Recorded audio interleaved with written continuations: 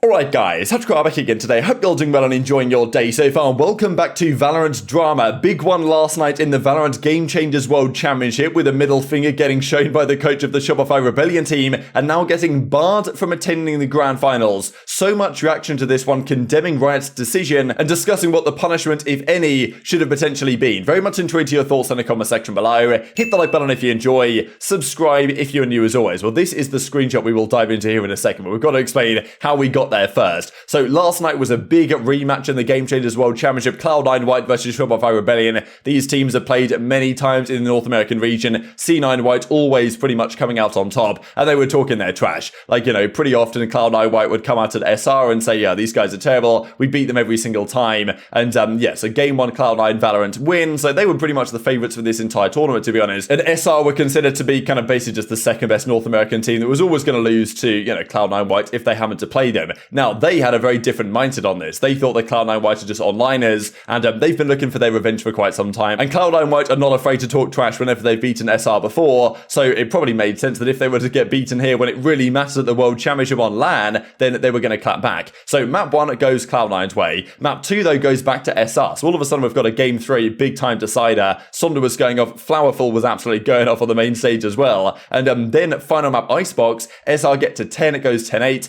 Cloud9 White, I believe, win a thrifty round to get to 10-9, but in the end, Shopify Rebellion take down Cloud9 White, the pre-tournament favorites that most people would have said going in were like 100% going to win this tournament because they were looking dominant, right? And G2 took them down early on, and then their own kind of, own region rivals and SR take them down as well. So congratulations to Shopify Rebellion. Like, you know, what a great performance from all of these players. And understandably, they're going to come up with the trash talk, right? We've seen this, like, Game Changers is just drama-filled left, right, and center. The players are always talking trash. It is what it is. It's happened in the just the online scene in North America between Cloud9 and SR before, and certainly it's going to happen here on LAN. So SR Benita comes on and says GG's 2-1 online White, so basically just say they're onliners, and on LAN, when the pressure's on, they can't deliver like SR can, which I think is probably fair enough, certainly on this evidence. Have a safe flight home, she said. So yeah, this is spicy stuff. You can't deny it. Even Stewie here with the replies I thought was pretty good. So, you know, and even as she goes on to say, just want to state, we've been getting trash talked for months in game. They type in all chat during the game and out of game.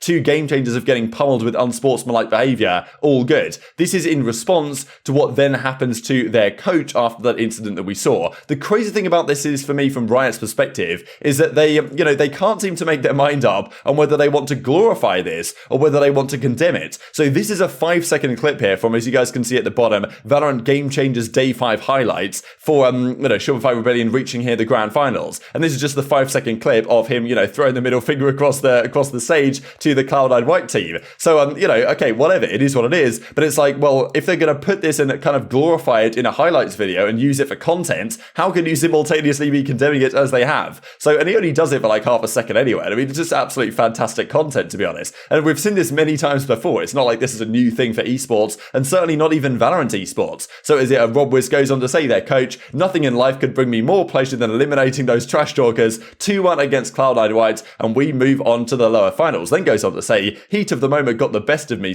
after the kind of, well, what we'll see here in a second, enjoyed a lot this year and the emotions took over, fell down to their level for a second, all good. So this guy's just hilarious, right? Like, he's just, even when he's apologizing, he still manages to trash talk Cloud9 White and say that he fell down to their level during that situation. And this is not a new thing, right? This is, of course, the immature. Durka points out as well, there's been plenty of, you know, previous middle fingers that get thrown. This was the original and the kind of OG one from Nuki earlier this season, and even from Boaster. So this is not a new thing. It's something we see all the time. Even Simple at the CSGO major was, you know, popping their middle finger to the Brazilian crowd, like, and you're flipping them off, right? It's not a new phenomenon, but for some reason, for this particular one, they got really annoyed about it, right? So they come up with this statement here last night, Riot Games themselves, on November the 19th, immediately after the match between Shopify Rebellion and Cloud9 White. Rob Wiz, their coach, made an offensive gesture on stage towards the players of Cloud9 White. Consequently, he breached Rule 7.1.2 of the competition policy, according to which coaches must observe the highest standards of personal integrity and good sportsmanship at all times. Behavior that disrespects and insults the players of the opposing team is a violation of the standards expected of coaches participating in the championship. Accordingly, Rob Kennedy is now suspended for his next match in the championship to be played today, the grand finals. They didn't suspend him for their next match against Team Liquid. They suspended him for the grand finals. They fined him as well and has been warned that any subsequent violations of this policy will result in increased penalties.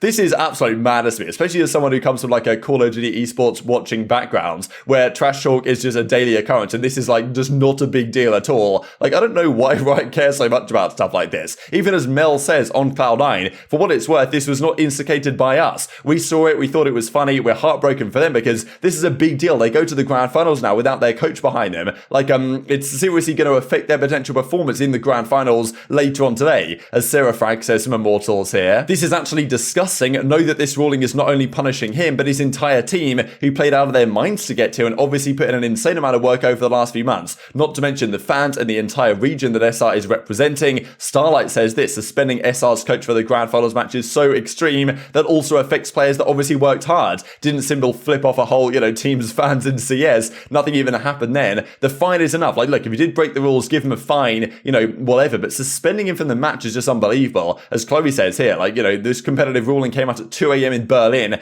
hours before the grand finals is meant to start. So yeah, a ruling this impactful is extremely detrimental to players of both teams. I think understandably so. And apparently the VCT rules themselves say that the first offense is usually punished by just a warning, which makes sense, right? Really. Okay, you break the rules, you flip someone off once, it's like, look, maybe don't do that again, doesn't look good for our esport or whatever. We can excuse it this time, but next time we're gonna fine you or do whatever, right? Usually just a warning or even a fine at the minimum, right? Because, fines do happen, it's not really the end of the world, but, getting penalized in this way is crazy, right? And as, Vexel says, is this just casting a shadow over GameChangers Champs? More than likely it is. As I say, this is Symbol here at the CSGO Major. I think after winning map 1 and the crowd weren't so happy with it, but he was flipping off the crowd and, no one cares. It was just a good bit of fun moment, right? And we've seen similar things happen in Valorant before, but are obviously not punished in the same way. So some actual pros came in and just clowned on this decision. I think understandably, TenZ comes in, drops the double question mark, being like, lads, what are we doing here? This is not, a reasonable and fair decision. I think that's generally the perspective that, okay, maybe there is some punishment due, but this punishment, the way it's been handled, just seems outrageously unfair to the actual SR team. Okay, whatever, do a fine, it is what it is, or a warning, because, look, I'm sure they want to make known that this isn't, they want to make an example of this, right? They want to say, look, we don't accept this type of conduct, we want to ensure that it doesn't happen again, but it's like, look, come on, have a bit of fun with it. Do we not want the esport to be fun and entertaining? I just don't understand. GameChangers is all about the drama, so it's like, I don't really get it. Zekin says, garbage decision, because what this means is, if they do this for this particular coach, then what in future is the consequence? Are they doing this to make sure that they have a kind of precedent in future, such that when any player flips someone off, when any player says something mildly offensive, that they can just ban them from the next match? What is the end goal here of this decision? So that's what I kind of find strange here, and even as Tarek says, should only be a warning since both teams were trash talking throughout, not a fair consequence in his opinion, which, usually when Tarek says something, it potentially, sparks right into doing something different about it. dapr says straight up L. So, what do you guys think about this? I think it's just way too far and unreasonable in my opinion, and it also raises the question as to what the future is going to be. Are they trying to do this every single time anyone talks any trash to another team? Are they trying to do this every time someone, flips another team off? I just don't really understand what the consequence is. And even Chet says, coach of NRG now, formerly OpTic, wow, very extreme, unnecessary reaction, which I think is totally a reasonable thing to say as well. So definitely tweet your thoughts on all this stuff in the comment section below. And as BCJ says, his thoughts is, look, the suspension is stupid, give them the fine, and it's an interesting perspective from BCJ, slightly contrary to what we've seen elsewhere, that he doesn't really think it's a great idea that players and coaches can just breach the rules all the time. They need to kind of at some point take a stand and make sure the rules can't be breached. But are the rules just stupid anyway? Which is another argument you could make. Because as he says, when XSET was kind of shushing the crowd, waving goodbye to them, heat of the moment in the biggest match of their careers on the biggest stage. So, basically he was saying that they were kind of breaking the rules suddenly at Champions when XSET were kind of knocking out the home crowd favourites and were, saying goodbye to the crowd and everything when Psycho, the coach, was doing that. And they didn't really get affected for it then. So why is this any different, right, would be the argument there. Quick note before we close out the video by looking at the bracket on the Wardell situation. We've kind of gone back and forth on Wardell the last few days, where he may or may not end up. Rumour has it he is now going to be on the Stewie 2K team. Stewie, Zoms, Brax, Raucus and Wardell is now the team of 5. Tex was here. Tex is no longer here. The rumour has it for Tex is that probably, which I think makes sense, he's going to join the guard. Potentially Tex to the guard as their chamber. That might be why Valin the other day said on Twitter that he quote tweeted a tweet that said, yeah, basically don't nerf chamber. And he quote tweeted it and said, yeah, definitely don't nerf chamber. Kind of implying that they've got a decent chamber player coming in. So, Tex to the guards and then Wardell to Stewie 2K's team is the current rumour as it stands. So after all that drama then, ShahZaM Rebellion took down Team Liquid as well at 2-0 to make the grand final. So the runs of SR are kind of crazy, right? So G2 goes in, they 2-0'd X10 Sapphire, they 2-1'd Cloud9 White, they 2-0'd Team Liquid. SR did the same thing, 2-0 X10 Sapphire, 2-1 Cloud9, 2-0 Team Liquid. So theoretically, incredibly evenly matched. I would say that G2 are the marginal favourites here for this series. But what a series is going to be. Hopefully there's more trash talk and drama because Game Changers is all about that. But very much intrigued your thoughts in the comment section below. Hit the like button if you enjoyed. Subscribe if you're new. Take care. And I'll see you next time.